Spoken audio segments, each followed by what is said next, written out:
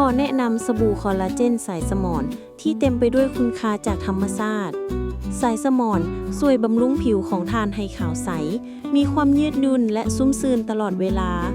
ด้วยสูตรพิเศษที่ช่วยแก้ไขปัญหาผิวแห้งได้อย่างคงจุดบ่เพียงเท่านั้นยังช่วยให้ผิวพรรณของท่านเต่งตึงกระจ่างใสและเรียบเนียนคือกับผิวดิก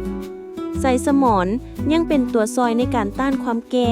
ช่วยชะลอการเกิดริ้วรอยติ่นกาให้ผิวของท่านเบิ่งอ่อนกว่าวัยและยังช่วยป้องกันการเกิดฝ้ากะและจุดด่างดำได้เป็นอย่างดีด้วยสารสกัดพิเศษที่ช่วยยับยั้งการผลิตเม็ดสีเมลานินผิวของท่านจึงขาวใสขึ้นอย่างเป็นธรรมชาติสายสมอนเต็มไปด้วยคุณสมบัติต้านอนุมูลอิสระและช่วยป้องกันการสูญเสียคอลลาเจนของผิวให้สบู่คอลลาเจนสายสมอนเป็นคำตอบสำหรับทุกปัญหาผิวพรรณของท่านสายสมอนผิวงามคือใบหน้าผิวกายคือดอกไม้